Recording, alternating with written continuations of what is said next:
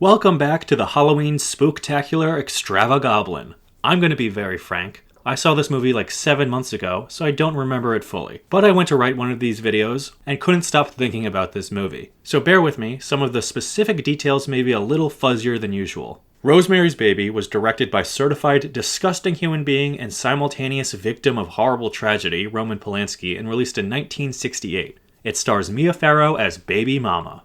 This is a horror classic that I'm ashamed I didn't see until this year. I wish I'd seen it earlier because it was so good. I have a decent blind spot in my horror knowledge with anything older than the 80s, but this hit the right spot for me. In a way, watching this movie is like seeing the roots of modern-day horror movies. In that regard, it's fascinating. Like I said, I'm not an expert in this era, but it's my understanding that the content of this film was extremely controversial at the time, and kind of a big deal. Which is just crazy since similar themes and tones are explored in a lot of modern horror, and most don't make too many improvements. Without getting into the details of the actual direction, plot, characters, etc., if you're slightly interested in the history of horror films, or even films more broadly, I strongly recommend adding this to your watch list.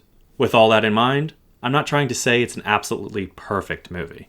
I'm embarrassed to say I had no idea what this movie was even about going in. Somehow I got it in my head that this movie was about a scary baby who messed with their parents. I don't know why, but I thought it was The Exorcist, but with a baby. Maybe it's because there are so many scary little kid movies these days. Regardless, I was entirely wrong and happy about it. No spoilers, but just in case you're as fucking dumb and hot as I used to be, I'll give you a brief setup for the movie. These two young yuppies move into an apartment together in New York City. They're a young married couple trying to have a baby. He's trying to be an actor, and she sets up the apartment at home. I don't think she has a job. I think they're just loaded because they can somehow afford this dope place while he's an amateur actor and she's kind of naive and clueless. Maybe she's in school? Doesn't matter. So they move in, and the next door neighbors are this old couple who are kind of meddlesome and strange. When this couple gets more involved in their lives, things start to go better for Rosemary's husband, and Rosemary finally gets pregnant under odd circumstances. That's all I'll say for the plot.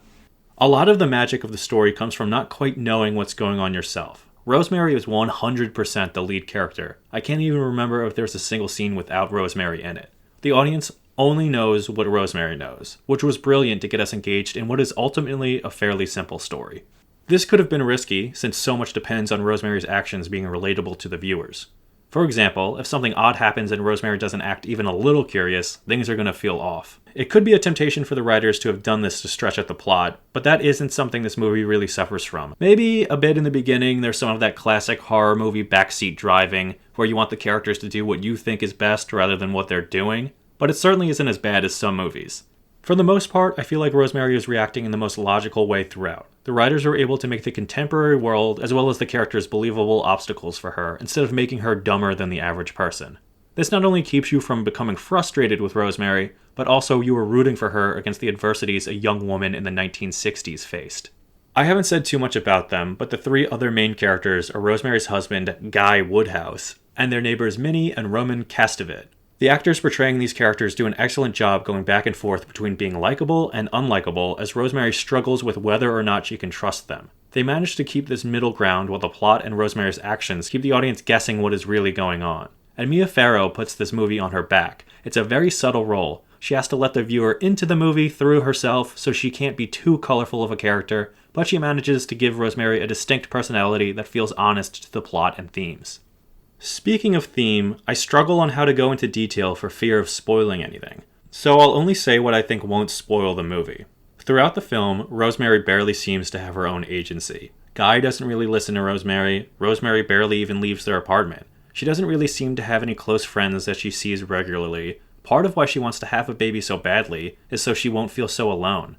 But it's not just that. Most of the people in her life are men. The two main women she interacts with are a friend she makes early on who kills herself, and the much older Minnie Castevet.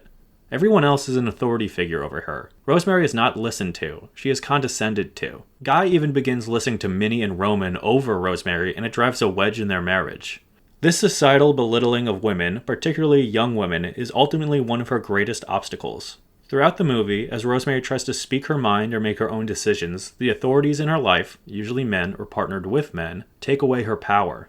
She is a prisoner in their apartment and in her own life. She cannot escape this world, so by the end of the movie, she is willing to accept the one thing she thought would make her feel less alone and happy, despite it not being what she would have preferred and the disturbing implications. This isn't a scare your pants off kind of movie. It's a slow burn, but the suspense builds successfully throughout where I never felt there was a lull. The more the movie goes on, the more curious you are to see where it ends. It's a big recommendation for me, but I'm struggling to give this a rating. My instinct is to say 4 or even 4.5 out of 5 stars, but a 4.5 is really high praise for me. I'm not quite sure it lives up to that. I'd have to watch it again to see. So for now, I'm gonna say it's a 4 out of 5. This is the kind of movie that burrows in your mind for 7 months and suddenly pops out to get you thinking again. I think you'll like it. If you've already seen Rosemary's Baby, what did you think of it? Do you think I'm over-powdering this baby's cheeks? Do you have any interest in watching a horror movie from the 60s? And could there be a lamer name than Guy? Comment below. Next week is Halloween, so to honor that, instead of giving you a tease, I'll tell you what the next film I'm reviewing is. I'm going with a slasher classic. Nightmare on Elm Street 3, Dream Warriors. The obvious choice. Thank you for watching. Until then, that's about that.